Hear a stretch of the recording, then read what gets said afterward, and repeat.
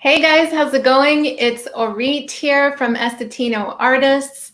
Today, we usually have these quarantine life episodes at 6 p.m. PST. We've been going live every single day, but today is a little bit different. We have a special guest here with us. His name is Kevin Burciaga, and we'll be talking with him about his YouTube channel and how he grew it to his first 100 subscribers and beyond. So we'll get more into that later.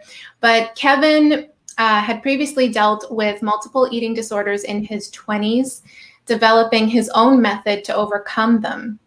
And so now he teaches this method called empowered eating. It's the empowered eating system to young professionals, athletes, and entrepreneurs.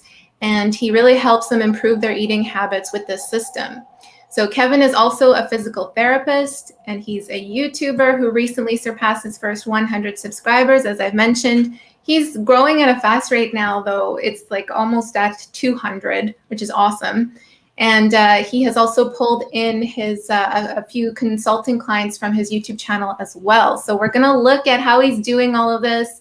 I think this is a great value for new YouTubers or people who are just looking into starting a YouTube channel. So we're looking forward to learning from you, Kevin. Welcome. Thank you. Awesome. So guys, if you're watching this and if you have any questions at all, feel free to shoot them in the comments down below, whether you're watching this on YouTube or on Facebook, and we'll get to them throughout this live stream. So Kevin, let's start off with your YouTube story. Can you tell us a little bit about your channel and when you first got started on YouTube?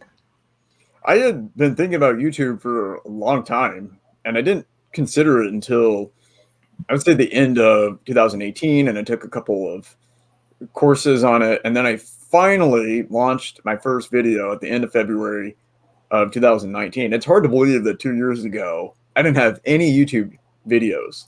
It's just become a part of my life now. It's like, I'm a YouTuber, check out my channel. And then 2 years ago, I didn't have anything. So it was always there. The idea was always there, but I didn't know how to do it. Didn't know what my channel was going to be about. Didn't know about the thumbnails. Didn't know anything about the logistics. Didn't know anything about analytics. It's amazing how much I've learned in that time. So in the last 14 months, I guess, since I've been on YouTube, I have about 120 uploads. And I'm going well beyond that now. So it's been fun. Awesome, amazing. And what prompted you to start the channel to begin with? Like, why did you start this YouTube channel? I wanted to share my message, and I think YouTube is a great way to do that because video is such a powerful medium these days. The video quality is there, the bandwidth is there. It's like, why not? And I was starting this coaching business, and I was struggling to find clients. And for the longest time, I thought to myself, like, how do I find people with this kind of problem? I can't go on LinkedIn and contact them and say, hey, I think you might have this problem. That's kind of creepy. I can't look in the yellow pages. So it's a little harder than being in the business niche. So I had to find a way to broadcast my message and draw people. And YouTube was, I think, the obvious answer. It wasn't obvious for a long time, but now it is. Cool. And so you decided to do that because it's more of a way to attract clients and people, that kind of audience, to you rather than you going to search for them. Is that right? Exactly. So let's say you're a business consultant, what do? You find people in your industry and you cold call them, or at least you should, or you go on LinkedIn and you go to them and say, I feel like I can help you. Let's get on the phone. I wish I could do that, but I have a more sensitive niche and I can't find people who have that problem. People don't share it, obviously. There's no checkbox on the census to say, do you have an eating disorder? So I had to find other ways. But if I put a video out there and people are searching for that video, they can find me and then contact me, and they do. Awesome. Amazing. And how often do you publish videos to your channel?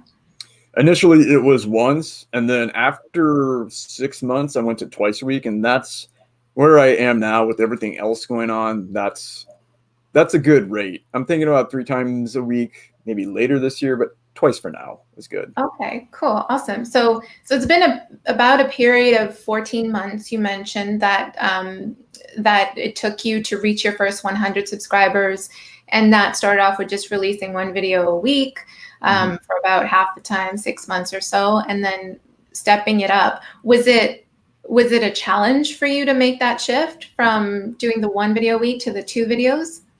Not really. Now, if I had started that from the beginning, I think it would have been a much larger challenge, because you have to develop a routine. Now I film at the same time every week. I edit at the same time every week. I'm familiar with Camtasia, thanks to you guys. I'm familiar with the upload process. So I had to master that. So if I had done twice a week a year ago, that would have been a challenge. These days, not so much. Yeah, it's a stepping stone, right? Like every single, so when you're first starting a channel, it's good to kind of keep it simple in the beginning, take one step, figure that out, systemize it, whatever you need to do, and then take another step. Like it's it's good. You came across that progression, which is really good, because it can be so overwhelming to just jump right into the entire world of YouTube. So that's really good. What other challenges did you come across within that period, would you say? I would say being good on video. I think that's a huge limiter, and you can only improve so much. That's why I don't think you should do more than once a week in the beginning, or even twice a week now, because it takes time to improve your communication skills and improve your presence. Right now, I'm trying to improve my image. And I used to always wear this black shirt for the longest time, and now I'm working with somebody else to improve my wardrobe and what I wear. Well, I didn't know that then. I was just like, oh, I'll just wear my black shirt that I wear every day, and that'll be okay. And now I realize that probably wasn't the best color. So image, communication, delivery, that was a challenge. I remember when I first started, I was constantly stopping and starting. It was like I would talk for 2 seconds and then stop, talk for 5 seconds and then stop. And it made the editing process so long, because I was constantly splicing and cutting things out. And I would have to take 3 or 4 takes. Now I can talk for 2-3 minutes without stopping, which makes editing a lot easier. Yeah, you were almost making more work for yourself. Yeah, a lot more. So how did you improve? How did you improve with your communication, with your speaking, with communicating whatever it is that you wanted to, like the point across, or for the message for every single video?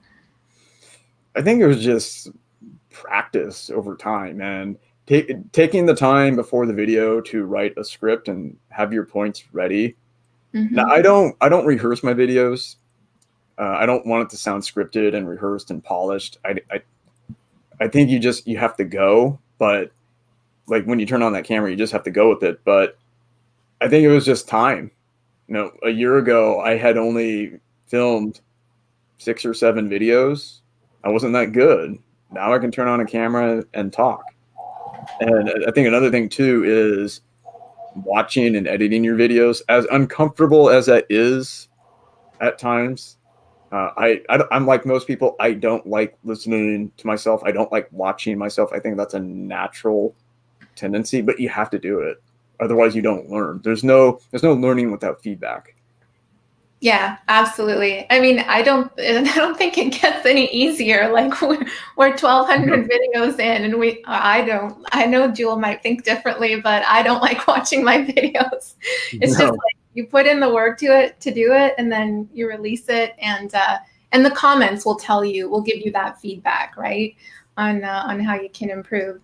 So that's really great. That's really great. So you said repetition, just exercising that muscle over and over again, is what helped you overcome that. What did that whole process of growing your channel look like in that 14-month period? Like what are some specific things that you did to grow your channel, to grow the views and get subscribers?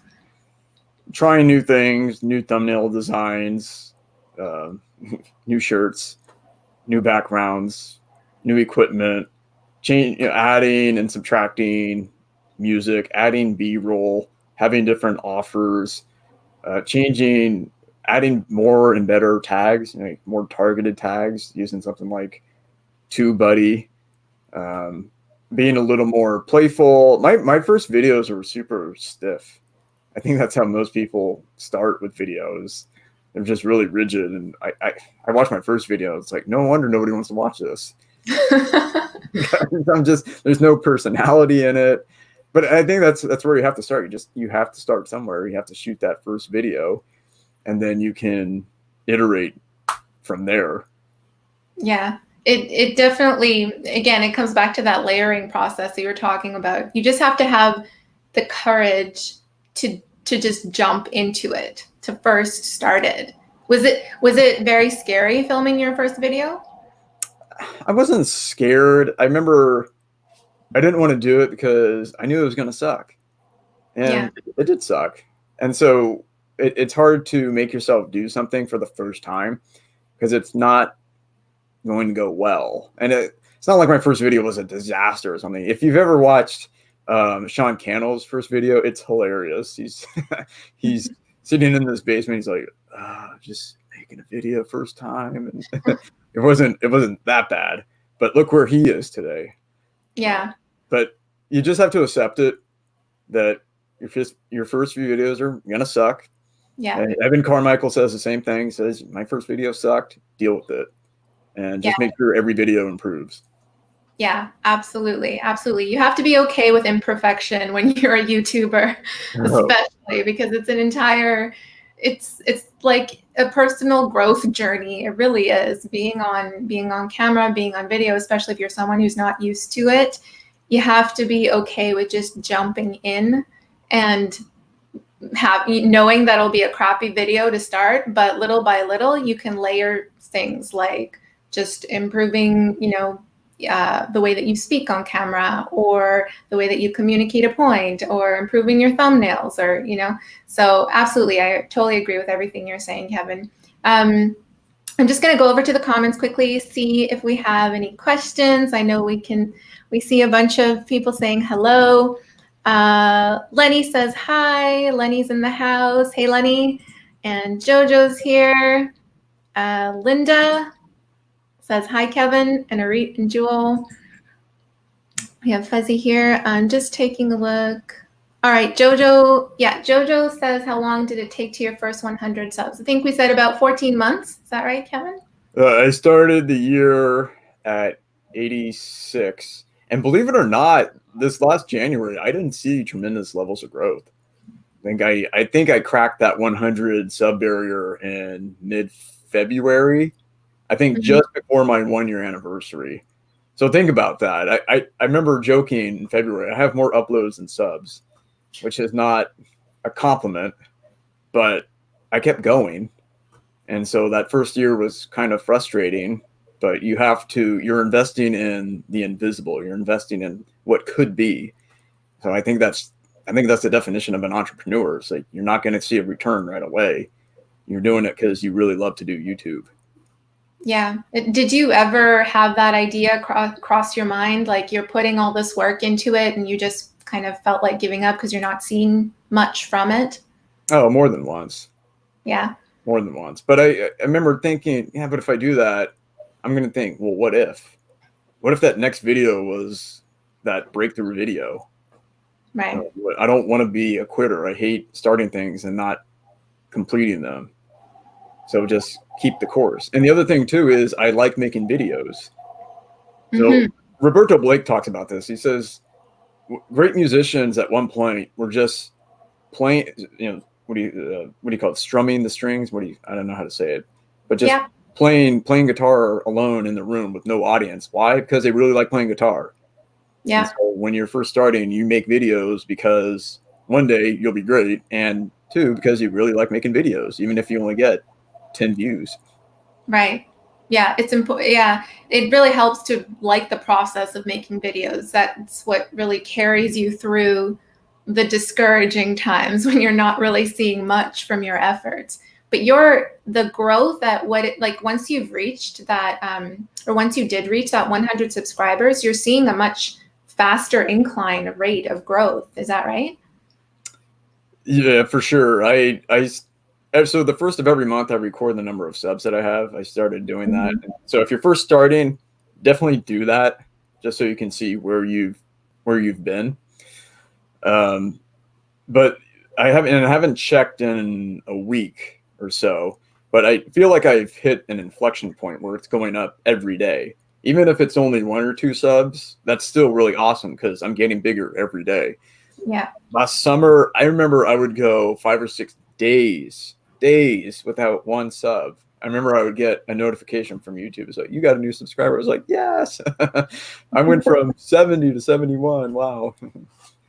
It's an accomplishment. It's so exciting to It see only those. took a week, but now it's like 1, 2, sometimes even 3 a day. And it's like, wow, it's amazing. It's growing. Yeah. Yeah, it really is. It's definitely something to celebrate. I mean, every single subscriber counts. It's the person telling you they want to hear more from you. So, yeah, it's definitely something to celebrate about. Jojo is laughing about the new shirts thing. I remember the black shirts, the black and Yeah, the I don't. right? So, what is his name? JoJo? Jojo. JoJo. So I don't think you're going to see the black shirts from now on. I have this wardrobe consultant. If you're interested, I can tell you all about her, but no black. Okay. So black is for hiding, apparently. And I saw this guy the other day. He was in a grocery store and it said he wore this black sweatshirt and it said "disabled vet, don't bother me." And it was black. So I think that's true. Black is like go on a metro or a subway and look at all the black. It's like stay away. Interesting. Yeah, I did not know that. I didn't know that either. Learning something new. Learning exactly. Steve says, I'm short from 100 subscribers, 2 subscribers only. Well, Steve, I'm sure you'll get a couple subscribes just from this community we have here on live stream. People Yeah. have been subscribing to each other, so I'm sure you'll hit that very soon. And congrats as well on reaching 100. You're so close. Linda says, finding confidence isn't easy when it's something so far out of your comfort zone. Congrats on making the jump. Yeah, you definitely have to get out of your comfort zone for sure because you're sharing a message, you're exposing yourself in a way, and especially for me, I'm sharing all these horrible details about my life, but I'm doing that for a reason because there are other people who have the same experience, and that's how I connect with them. So when they watch my videos, they think, "Oh, this guy understands me." Yeah, I think it's really important to tell yourself that ahead of time that you will be confronted with a lot of scary things that you're doing for the first time, like being on video, like maybe telling a personal story, and new things too. Like you got to tell yourself, okay, this will be a learning curve.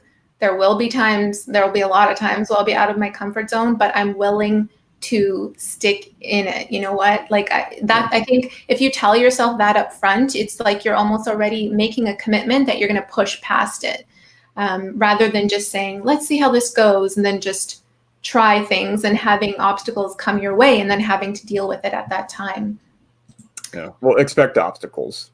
Yeah, for sure. Steve says, started out 1 month ago. My channel's now 98. Kevin, you still Wow. amazing. That's Yeah, great. that's great. Every YouTuber has a different trajectory. I would have killed for that a year Yeah, ago. I think we would have too. I don't think we Yeah. have that at all. So yeah, don't feel bad. That's fantastic. That's amazing. Steve said he subscribed to you. Awesome. Yeah, thank you. Cool, great. So let's get into, let's talk about monetizing, because since the whole monetization rules is you have to reach 100 subscribers, or sorry, 1,000 subscribers, and 4,000 watch hours in order to earn money from the ad revenue. So you can't monetize in that sense, but you're still monetizing in a sense where you're bringing clients back into your business from YouTube. Can you talk a little bit more about how you're doing that? Sure. If you look at my description box, there's a link to my website, there's my email address, and then there's a link to my calendar.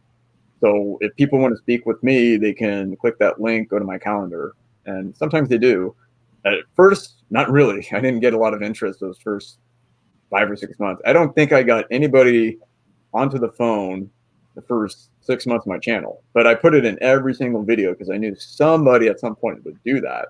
So you can use YouTube as organic traffic. So when people watch your video, they can take another step, maybe go to your website, maybe enter your email list, or potentially speak with you directly. So I wouldn't focus too much on ad revenue. I'm sure that's nice. I know you guys are getting ads because I see your ads. But you should think about using YouTube as a way to attract potential customers. That's gonna generate a lot more revenue. And in fact, I'll say this: that's how I found Arit and Jewel.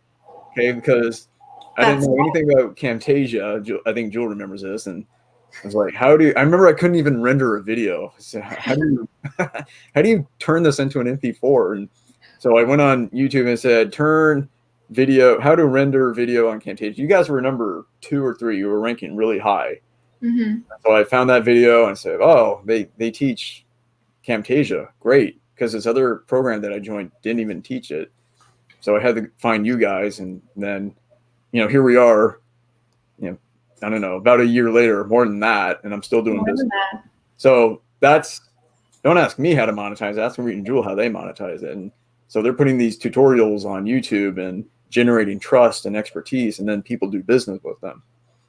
Yeah, absolutely. Like what this connection that you see right here is Kevin finding our YouTube videos and then connecting with us on doing Camtasia lessons. And then from there, it turned out to be a whole bunch of other services like YouTube and thumbnail design. So this is exactly it. And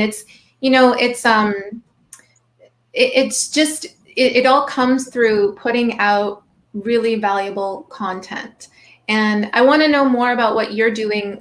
What kinds of videos are you releasing on your channel, Kevin, that would prompt someone to want to look in the description and take that connection even further with you?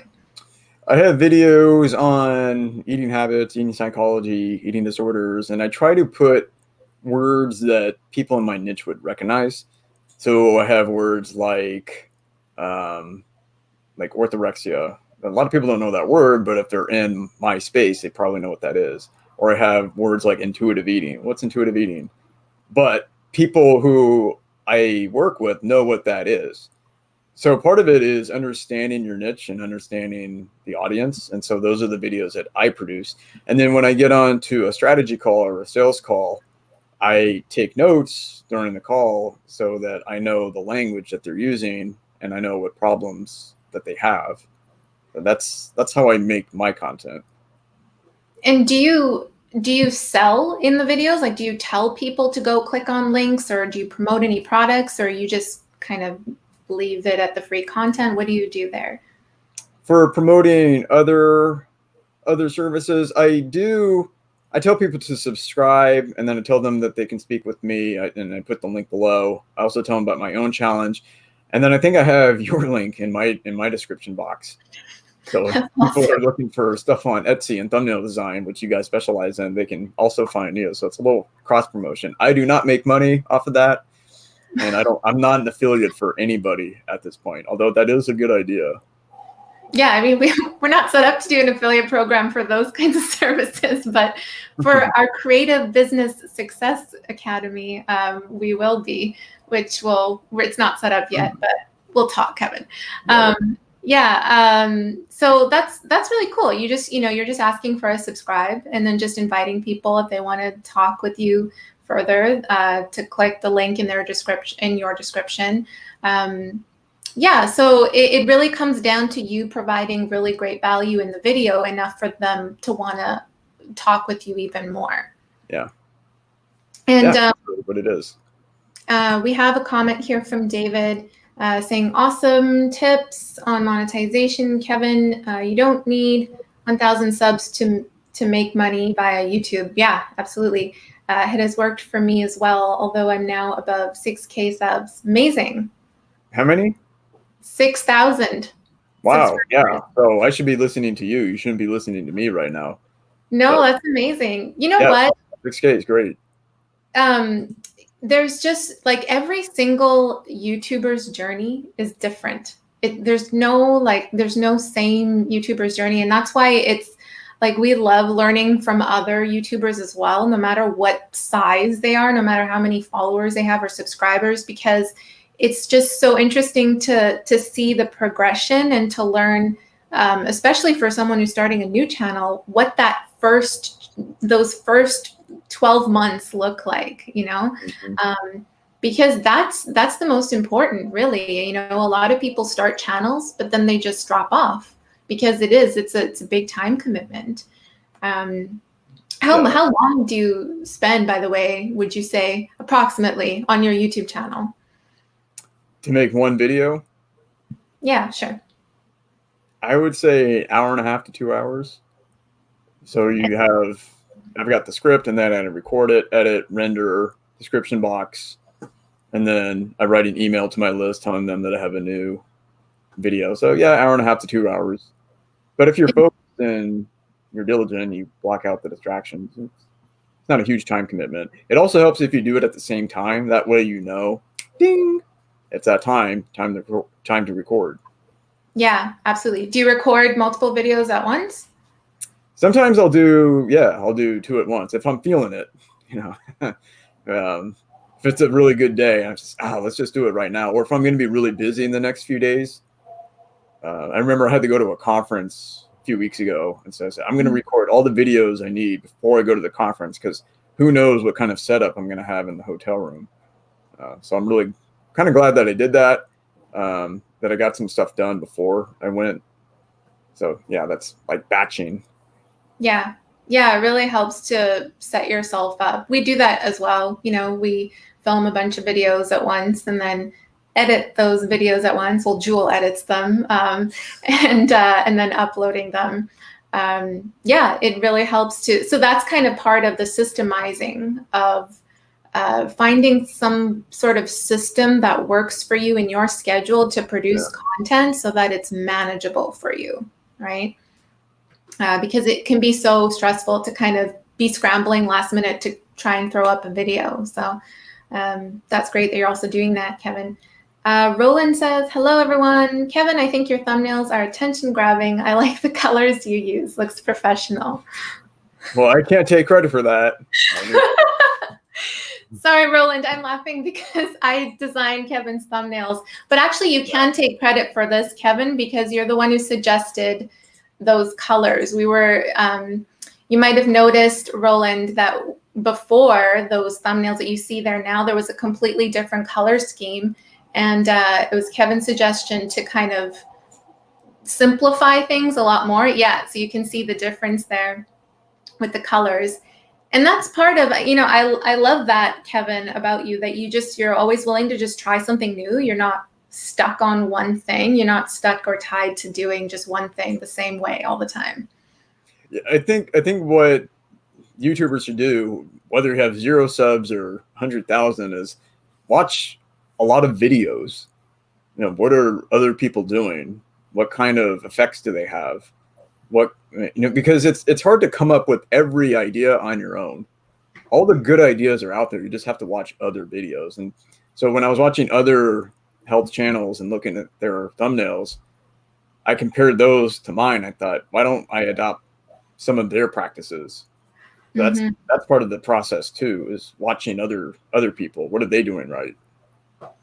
Yeah, absolutely. You just got a bunch of new subscribers too, Kevin, and Steve. Steve got some new subscribers too. We see people subscribing to each other. It's awesome. Very cool. So what other advice would you give, Kevin, to especially those new YouTubers who are just starting their journey? What are some key elements to focus on in terms of growing their YouTube channel? Key elements, I would say patience. So I would tell any new YouTuber, start a YouTube channel, commit to once a week, but expect no views, no subs, no sales that first year. And if you're not willing to do the YouTube channel with 000, then don't start the channel. Now, chances are you probably will get some subs, but just start with that expectation. You're doing it because this is an investment and you really want to do YouTube. Just don't expect anything. That's really, really great advice. Yeah, it's a lot of patience, guys. It's a lot of patience, and a lot of a learning curve. You know, you got to be willing to always be learning something new to improve your YouTube channel. It really is a journey more than just posting to another social media platform. That's why, you know, in a sense, that's why I kind of, you know, a lot of your competitors are probably there. There is a ton of videos on YouTube, yes, but I mean, in your space, a lot of people don't necessarily want to be on YouTube. So it kind of almost gives you a competitive edge amongst a lot of other people who aren't willing to put themselves out there on video. And video, Kevin, I'm sure you can agree, has a much more power, like it has a lot more power to it with connecting with your audience than through a post.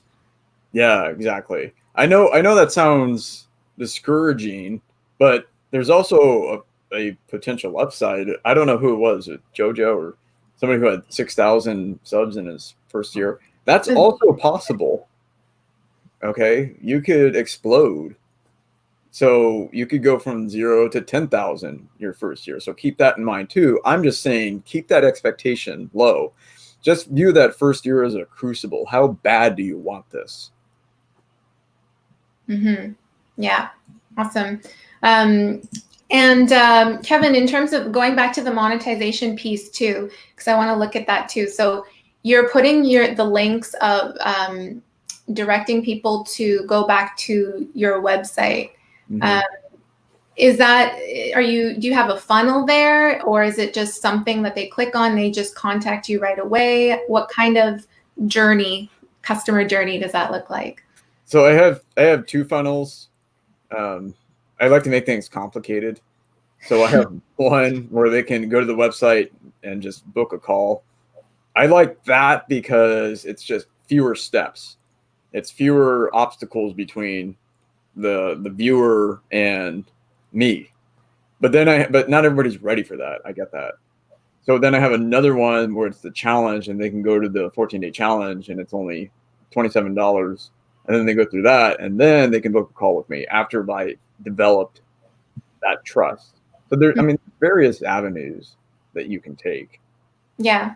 Yeah. And that's something, that's something that we also do. We always invite people to come back to our, whether they want to take an online course or just to contact us, email us. Our contact information is always in the description. So make it easy for people to get in touch with you guys. Make sure that your links are in your videos, and feel free to mention them too in your videos. Just like, Kevin, you were saying that you will touch upon it, but it doesn't need to be like a hard sell or anything. No.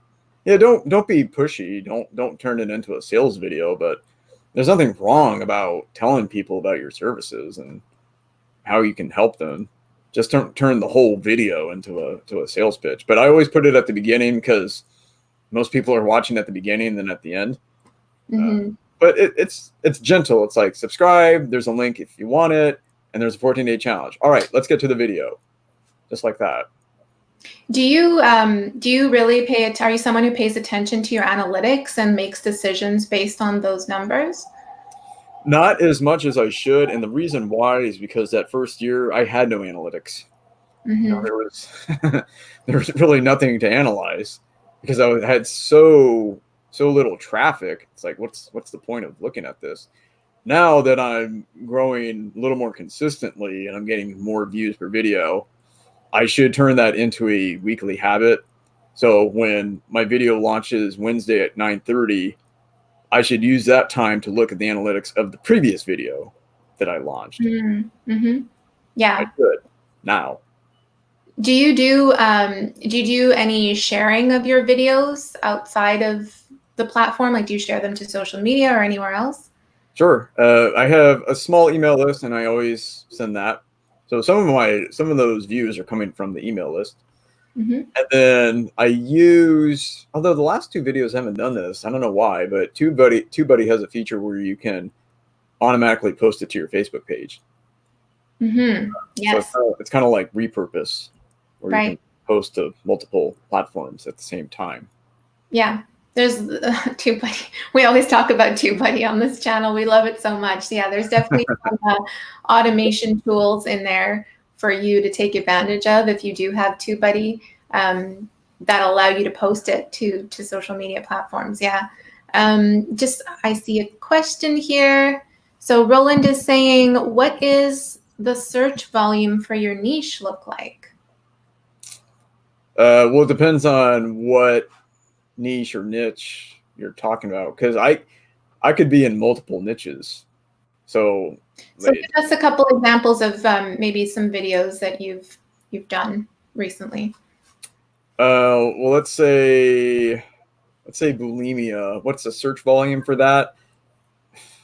Hard to say. I just don't have a specific number on it. It depends on the search term you're using. So that's another consideration too. But if you're looking at something like weight loss tips or something, it's extremely high. That's why I don't post a lot of those videos anymore. So I wish I could give you a specific number, but I try to make videos about topics that don't have a huge search volume, because when you're small, you're competing against a lot of other people. Yeah, I mean, I imagine the health and fitness area, like, nutrition, all that kind of stuff there's a ton of videos in that topic. So it's definitely a great idea to niche down and pinpoint, use those, you were saying, using specific words. I think you mentioned, but it was one that I had to look up myself when I was doing the thumbnail for it. Oh, yeah, that's it's just knowing your niche and using the language that they would know. Right. It might be kind of arcane for outsiders, like, what does this mean? But to people who have the problem, no, it's like they know that word. Yeah. And it's different. Roland, it's different for every single topic. Like it's the numbers completely change when you're talking about how to eat better or healthy eating habits versus how to get rid or how to improve or how to eat better when you have bulimia or something like that, something more specific. So a tool like TubeBuddy, or there's other tools out there, vidIQ, that kind of thing, will help you specifically see those numbers. Roland says that makes sense. Awesome. So we have another question here. Jerry says, not sure if I can agree. Why bother wasting time with no subscribers? Do you want to share your thoughts first on this, Kevin, and then I'll share mine too? Yeah, you're not going to get an immediate return most of the time. It's like saying, why start a business if I don't have customers? Well, you have to start the business. You have to start doing things to get those customers. It's kind of front loaded. So you're investing all this time and energy, and because one, you love doing it, and two, because you think you have good reason to believe that there is a potential return. I mean, that's kind of the definition of an entrepreneur, is that you invest your time, your money, your energy, because you think it's going to produce a return, even though you don't see it today. So like it's like the example I used for the professional musician. At one point, they were just playing alone in their room, but they loved it so much, and they felt like they could be professional one day, but they had to start with no audience, and now they're playing in front of a packed crowd. Yeah, exactly, Jerry. Everyone starts at zero. That's right. Everybody starts at zero. Every business starts at zero. Yeah, that's how any business is built from. It's built from an idea with zero clients, zero subscribers, zero followers, nothing. And then you just have to really believe in that idea and believe that it will help a lot of people.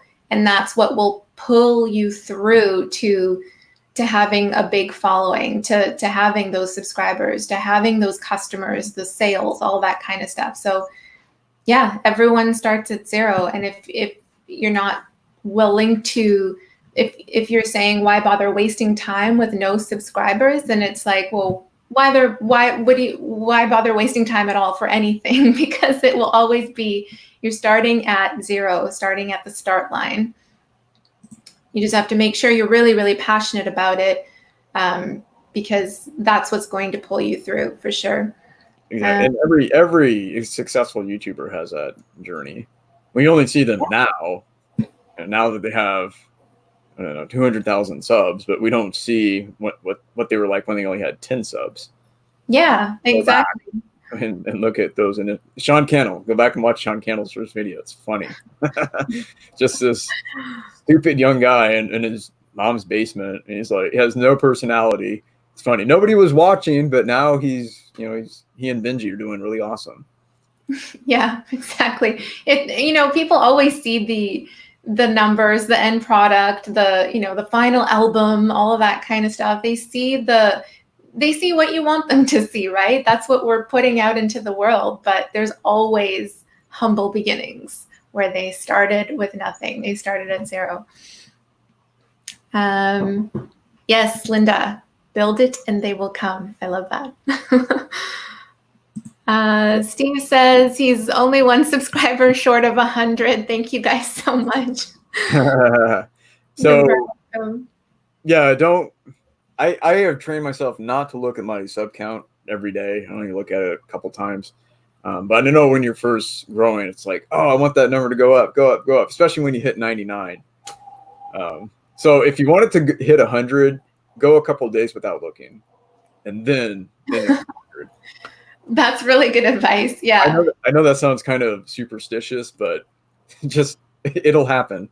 It's true. I think it's like that with any goal, really. Like when you fixate on it too much, it's almost like you're creating more resistance for it. So it's better to just kind of know that the goal is there, but just continue, go about doing your thing. And then, it happens when you let go is when it actually comes your way. So Roland says, also Kevin is monetizing his info in another way, not just about subs. Yeah.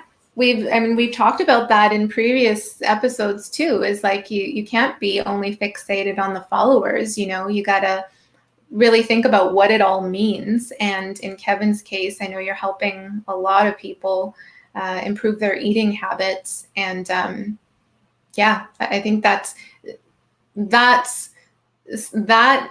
is a result in itself. And it's something that we do with our channel too. Like we're always looking at the comments. Those are what matter to us, to see that we are helping people.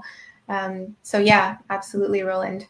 Yeah, I like to say sales over subs. That's what you really want is sales. Unless you just want to make videos for the sake of making videos, which is fine. But I imagine a lot of YouTubers use YouTube to generate traffic, leads, and trust in the marketplace. Yeah, it's a vehicle for that for sure. Mm-hmm. So David says most YouTube channels are viewed by non-subscribers, someone searching for a solution to a problem. Yeah, so so I get what you're saying. Is like most people just kind of stumble upon the video, they come what they get for, and then they leave.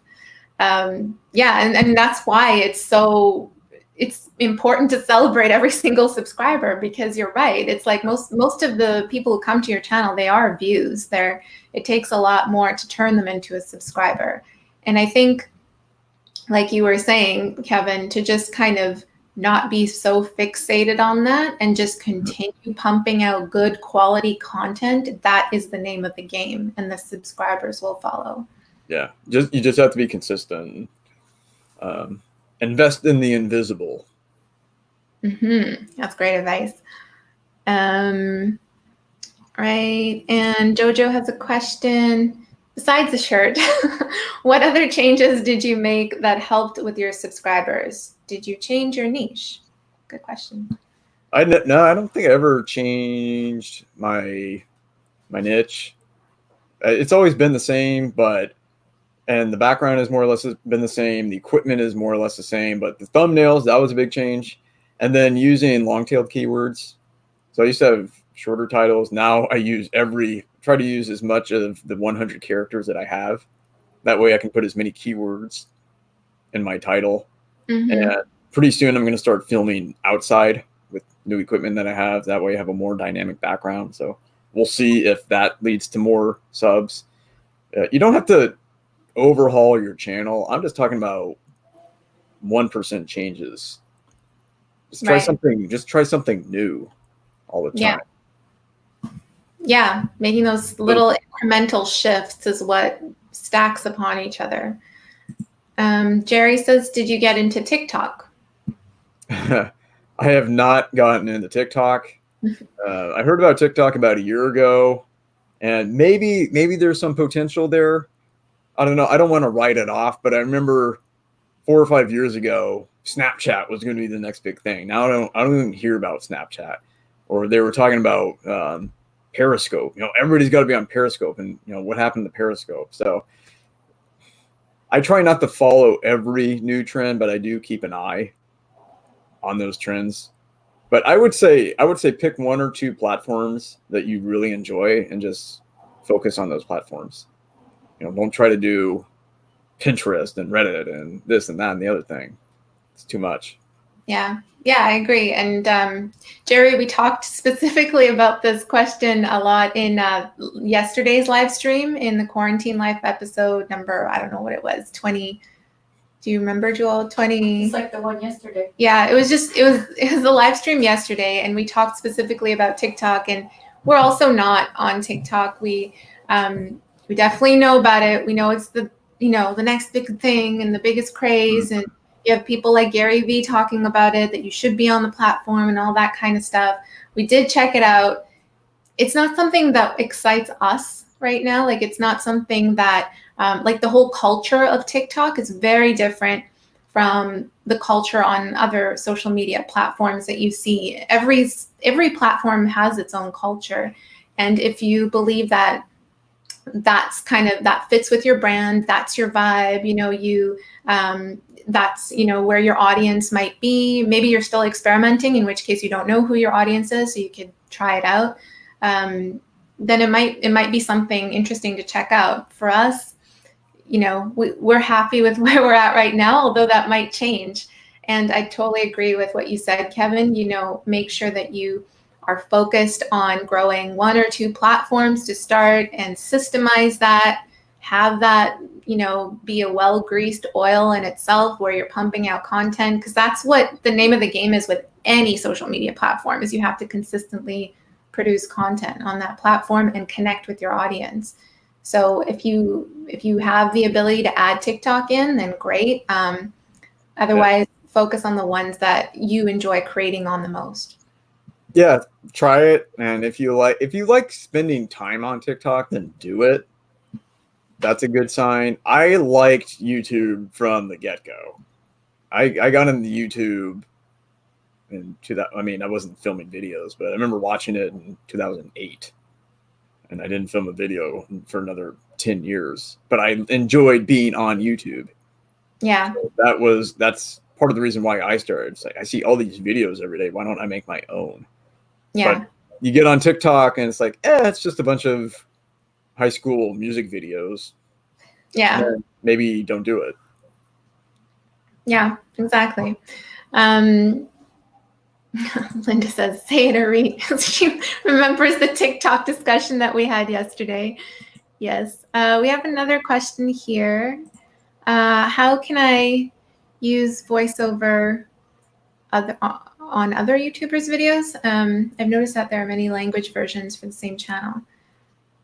Do you mean how you can create voiceovers for other YouTubers? Or if you can clarify your question a little bit, please, that would be great. We could answer it for you.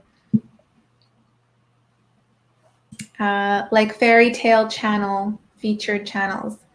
So I think you're asking about becoming a voiceover actor and wanting to, or how do you do voiceover videos, or starting a channel with voiceover. If it's your own channel, that's definitely a type of content that you can create. You don't necessarily have to be on video if you don't want to. You can create these types of channels where you're showing images, or you have something animated, and then you can do the voiceover with that. we don't technically do that kind of content, but you definitely, there's websites that you could do. You can, on Fiverr, there's a lot of people that you can collaborate with too, whether you need voiceovers from them or you can get them to generate videos for you, you know, animations, all that kind of stuff. So that might be a place to look into. I hope I've answered your question. Yeah, awesome. Okay, well, those are all the questions over there. So, Kevin, before we wrap this up, can you tell us a little bit more about I know you have an empowered eating program. What is that program? And just in case someone in this audience is listening to might be interested in what you actually do.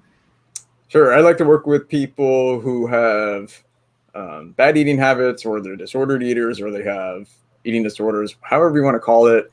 And I work with them for about 12 weeks, and we establish new beliefs and new habits. And then I show them how to establish a sustainable diet. And if they're interested in weight loss, I show them how to lose it the right way, because there is a right way to do it. And I want them to eat right anytime, anywhere for the rest of their lives. That's my goal with them. Amazing. Yeah. So what you're seeing right now on the screen, guys, is you can head over to kevinburciaga.com/empowered eating if it's something that you're interested. You have like a 14-day challenge too, right?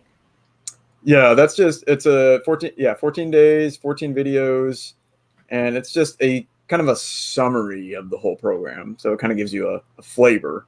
And it's like going to the ice cream store. I shouldn't say ice cream, but you just get that little spoonful just to taste it. It's like a little sample. So yeah, you can get started with that.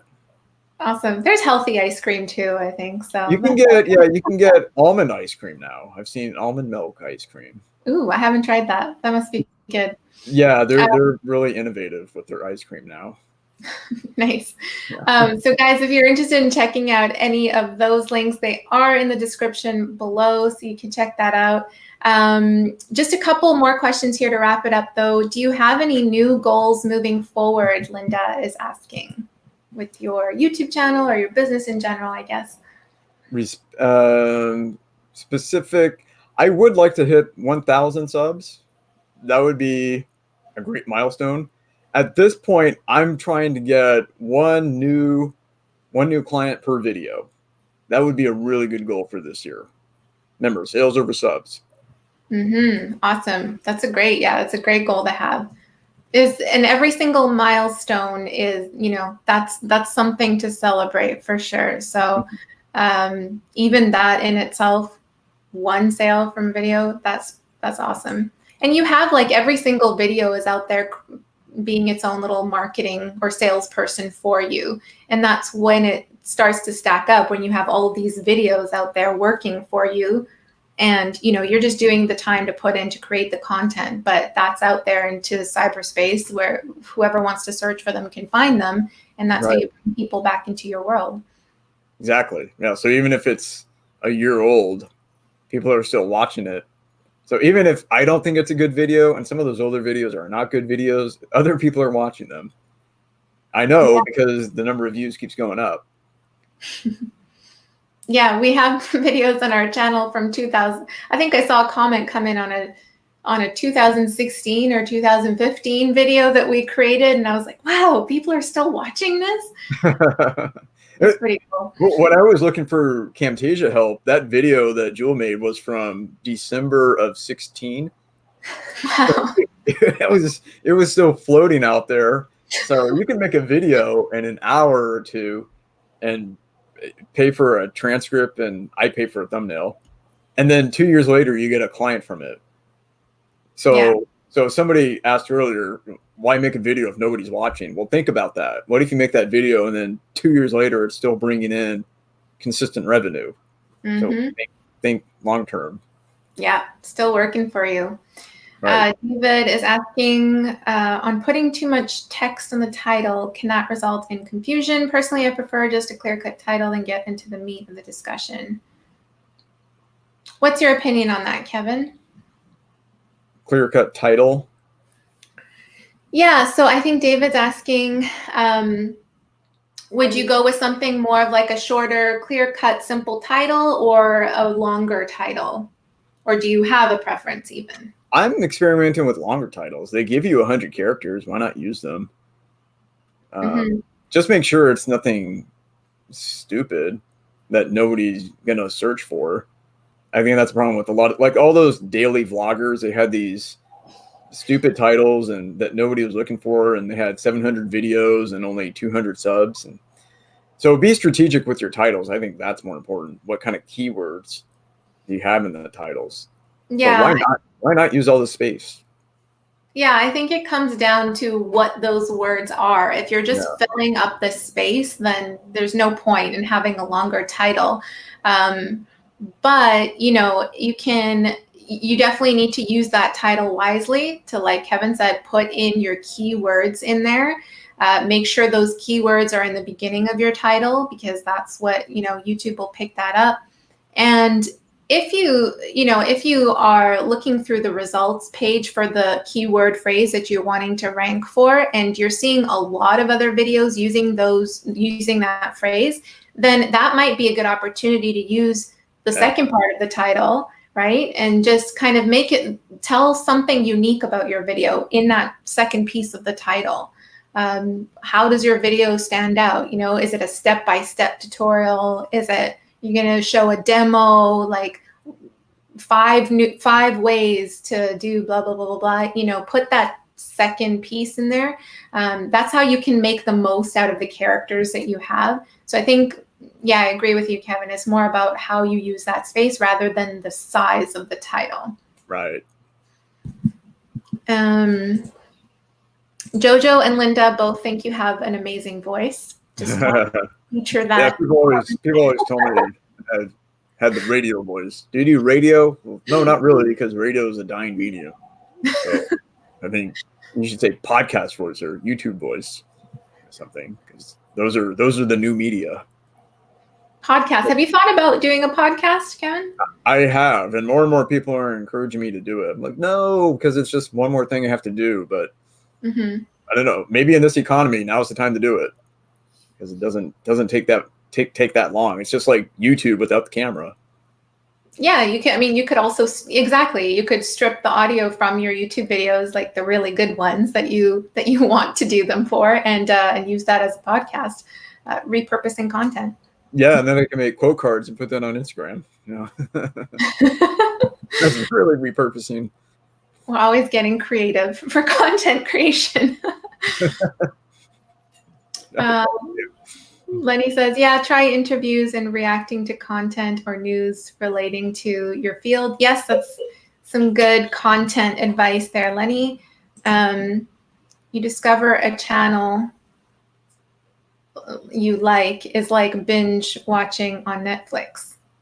Yeah, I mean, if you come across a YouTube channel that you really like, you connect with that person instantly, right? You connect with their personality. You'll likely want to watch other stuff that they've created, which is why it's really good to put playlist links in your YouTube description as well. Like if you're doing a video on better eating habits or whatever, and you have a related video on that, then put the playlist video link, you know, the video link, but to the video in the playlist, not just the single video link, so that when they click on that, they'll see a whole bunch of other related videos too. And it just creates that whole binge habit that you want to create, like being on Netflix.